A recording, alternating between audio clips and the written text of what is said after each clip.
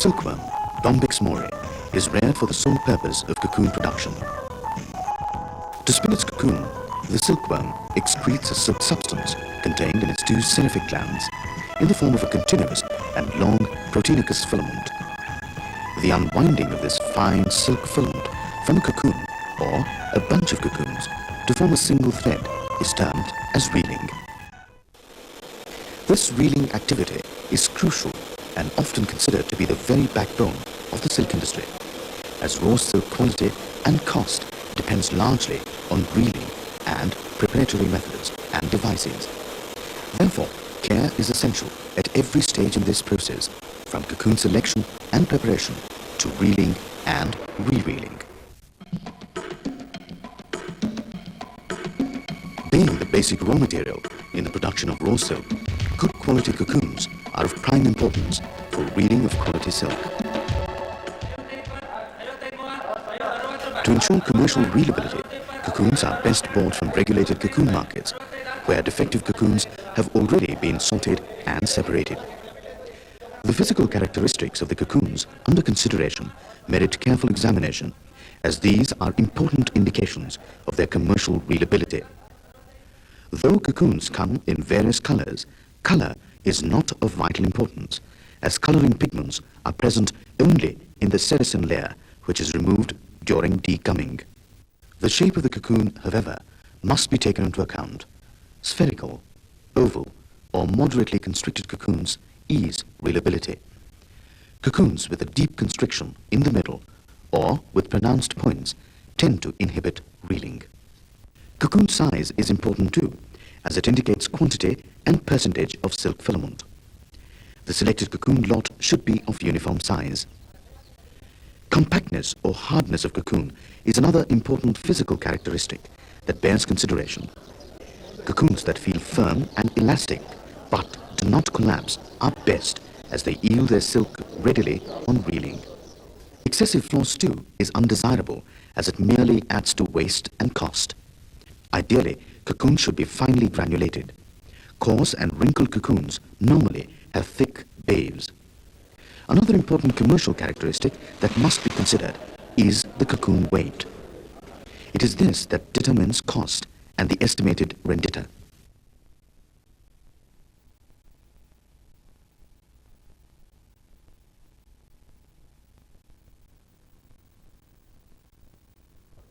Of even greater importance than cocoon weight is shell weight and ratio, as it is the shell that yields the silk for reeling. Shell weight and ratio differs in various types of cocoons. However, it is easily calculable. The calculated value gives a fair indication of the quantity of reelable silk a cocoon lot is likely to yield. The length of the silk bave is also of commercial importance, as short filament length on cocoons leads to higher rendita, increased waste, and decreased productivity. Ordinarily, only 75 to 80% of the shell comprises of reelable filament, as the outer floss layer is coarse and entangled, and the innermost palate layer is too thin and weak. The percentage of recovery is normally greater in bivoltine cocoons. Filament denier must also be considered. Even within a cocoon, denier size is higher or coarser in the outer layers and thins down progressively towards the innermost layers. Allowing for this natural diminution, tolerance limits for commercial raw silk are specified thus. Other important commercial factors that merit consideration are reelability and raw silk percentage. Gauging this requires experience, but generally both reelability and raw silk percentage are higher in bivoltine cocoons. Once suitable cocoons have been identified, they need to be prepared for reeling. The first step in this process is stifling and conditioning.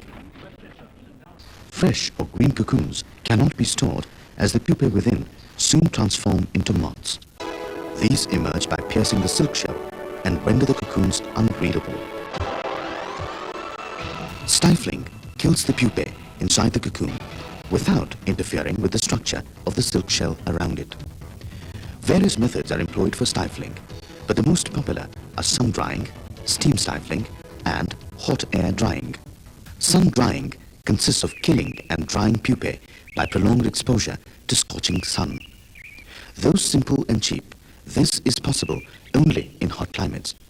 Besides, exposure to bright sunlight over long periods adversely affects babe strength and impairs reelability. Steam stifling is another comparatively more efficient method of stifling. Here, fresh cocoons are exposed to hot and wet steam for predetermined periods. For small quantities of cocoons, steam stifling can be done in bamboo baskets with loosely woven bottoms that allow easy access to steam. 10 to 15 kilograms of cocoons are loosely filled in a bucket, which is then covered by a wet gun cloth. A prepared basket is placed over a vessel of boiling water. It is important to ensure the cocoons are not in direct contact with the water. The steam from the vessel fills the basket, and in 20 to 30 minutes, the pupae within the cocoons are killed. Small quantities of cocoons can also be steam stifled in metal barrels. For larger quantities of cocoons, stifling is best done with chamber steaming.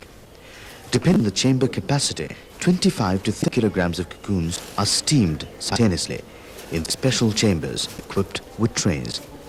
Cocoons are spread in a 2-inch thick layer. Steam is passed through the chamber for 15 to 20 minutes and then cut off. Trays are then aired. Steam stifling, either by basket, barrel, or chamber methods, is practiced by many small reeling units. However, it has various drawbacks. Steam stifled cocoons are soft and wet. They can be easily damaged by handling. They are also highly susceptible to mold attack. Moreover, dead and wet pupae in the cocoon decompose rapidly and can stain cocoon shell. To prevent this, careful handling, adequate egg and drying over 3 to 4 days is essential. Overcome the drawbacks of steam stifling enables safe prolonged storage. Cocoon stifling is done by the hot air method, either by batch or container drying. Here, cocoons are heat stifled and dried simultaneously. Cocoons are placed in thin layers on shelves within the stifle chamber, which is equipped with a fan for hot air circulation and a exhaust system for moisture evacuation. Air, heated either by steam or electricity, is passed through the chamber for 5 to 6 hours. Temperature is gradually reduced from 100 degrees centigrade to 60 degrees centigrade. This system causes dryage to the extent of 50 to 55%. 15 to 16% dryage allows for better healing, but high dryage level is advantageous as it facilitates safe and prolonged storage. Alternative stifling methods tried are infrared rays, cold air, radio wave, and poisonous gases. During storage, cocoons must be spread in thin layers on bricks and turned periodically to prevent mold. The storage room must be well ventilated and protected from insects, rats, and ants. Prior to reeling, cocoons must be deflossed. Superfluous floss obstructs reeling. However, this operation must be taken up just for reeling only, as floss serves as a protect covering during stifling and stow stages. Flossing can be done manually. Laborious, this ensures that only the right quantity of floss is removed. Simple appliances and hand or power operated machines can also be used. Even though cocoon may have been sorted prior to marketing, after deflossing, another sorting is required, as cocoon may have been damaged by mold and handling during stifling storage. These, as well as other defective cocoons, must be sorted. Next, cocoons must be graded according to size by hand. Only uniform sized cocoons offer scope for quality silk reeling. After grading, the reelable cocoon must be cooked to soften the sericin, which holds the intricate wave windings of filament together. This cooking operation is crucial and needs trained expertise, as both overcooking and undercooking affect reelability and quality of raw silk. The quality of water used in cooking is of importance, as it has a direct impact on raw silk yield and luster. Ideally, cooking water should be colorless, limpid and odorless, with a pH value of 6.8 to 7.4. Total hardness may range between 50 to 90 ppm. Cooking and rainwater must be tested and treated if necessary using chemicals and softening agents. Cooking itself can be carried out by various methods. The most common is the open pan method, in which cocoons are cooked in open pans for 3 to 5 minutes. 150 to 200 cocoons per batch ensure uniform cooking. Cocoons are cooked just to the right degree and the cooking will be changed for every 2 to 4 kilos of cocoons. This method has been found suitable for steam-stifled multi-voltine cocoon. Bivalve cocoons, however, have very compact shells that do not allow easy permeability of water. To allow uniform cooking of the inner layers, bivalve cocoons require either the 3-pan system or pressurized system of cooking.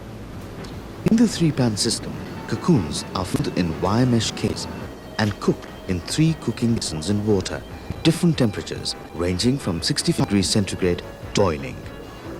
The sequence is simple and allows uniform cooking, both inner and outer layers. It is economical, can be practiced in cottage basin and small multi-end reeling units. However, in bigger filiation units, where cocoon requirements are large, the pressurized cooking system may be adopted. The 2 methods generally used for pressurized cooking are the cylindrical cocoon boiling system and the conveyor system. The cylindrical cocoon boiling machine is similar in principle to the conveyor system. The conveyor system is ideal for large filature units.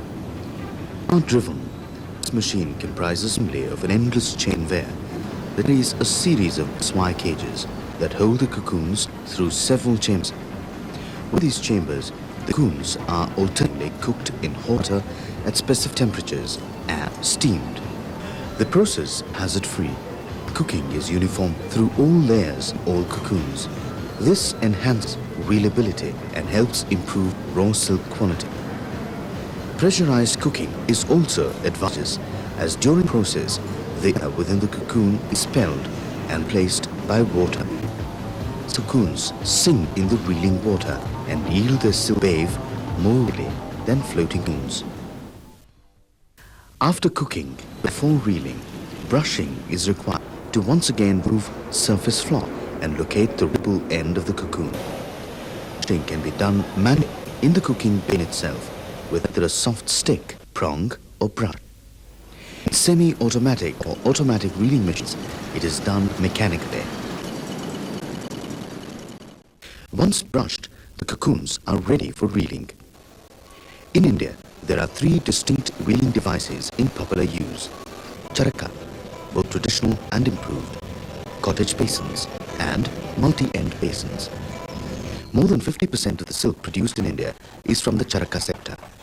A simple device, the traditional charaka, requires little investment and skill. It facilitates reeling from even inferior quality cocoons. But the finished product is coarse and substandard. Working conditions too are extremely hazardous. To upgrade silk quality and better working conditions, an improved version of the traditional charaka has been developed. A smokeless oven improves work environment, while provisions like a slump catcher and a travel air crusher help enhance yarn quality. However, even the improved charaka is unsuited for production of high-quality silk, especially from bivoltine cocoons. A device that allows reeling of comparatively better quality silk is the cottage basin, a variation of the charaka designed on the principle of the Japanese multi-end reeling machine. The cottage basin accounts for nearly 40% of the total raw silk production in India. Here, cooking and reeling are done separately. The hot water reeling basin is attached to the reeling bench. Each basin has 6 to 8 ends. Though more efficient than the charaka, even the cottage basin is generally hand-driven and requires considerable handling skill. Subsequently, good quality is hard to achieve. Far more efficacious is the multi-end reeling machine. Being power-driven, this machine compensates for skill through mechanics and ensures high reelability of superior quality yarn. Here, each basin consists of 10 ends. The multi-end reeling machine enables efficient reeling of nearly all types of cocoons. It accounts for almost 10% of the country's total raw silk production. The quality of reeled silk is far superior to that of the charaka or cottage basin. Machine cost is compensated by enhanced productivity. Requirements of skill are minimized and working conditions rendered hazard-free. Some large filature units in the country are also equipped with semi-automatic and automatic reeling machines. However, only good quality bivoltine cocoons can be reeled here. After reeling, raw silk quality is further enhanced by re-reeling. For smooth re-reeling, silk reels must be first immersed in water with a wetting agent at room temperature. Moisture is removed during re-reeling by the provision of steam pipes below the swift. Re-reeling improves quality by eliminating gum spots and minimizing loose ends, slubs and waste particles. It also facilitates preparation of standard-sized hangs of 150 centimeters periphery. After re-reeling, the raw silk should be properly laced. Ensure against breaking of thread when removing the silk from the swift. Re-reeled silk is then made into skeins. Each skein should be about 30 centimeters in length. The standard weight of a skein for 20 to 22 denier is 60 to 70 grams. Higher weight up to 120 grams is being preferred by the power looms. For marketing, skeins are made into books on a bookmaking machine. Each book should have about 30 hanks weighing 2 kilograms. The silk is now ready for testing, grading and marketing. Testing and grading serves as a valuable aid to those engaged in silk yarn processing and weaving. In India, silk is graded by the procedures laid down by the Bureau of Indian Standards. Yarns are tested for evenness, cleanness, denier, winding breaks, tenacity, elongation, and cohesion. Based on these tests, silk is graded. Tested and graded silk goes a long way towards ensuring quality and is particularly important for the production of quality silk fabrics. The filature industry produces substantial quantities of waste which can all be put to effective commercial use. Silk waste can be utilized by the spun silk industry. Dead pupae are rich in protein and fat content. They can be used for oil extraction and the remains fed to fish or poultry. Double cocoons, not fit for standard reeling, can be used for manufacture of dupure silk. If quality is maintained, these wastes get high returns for the reader and aid in lowering the net cost of raw silk production, which in itself is a painstaking enterprise that nevertheless earns rich rewards. For uniform, clean and neat raw silk is in demand the world over and fetches a truly high price. But to ensure these returns, care at reeling is vital at every stage, from cocoon selection and preparation to reeling and re-reeling.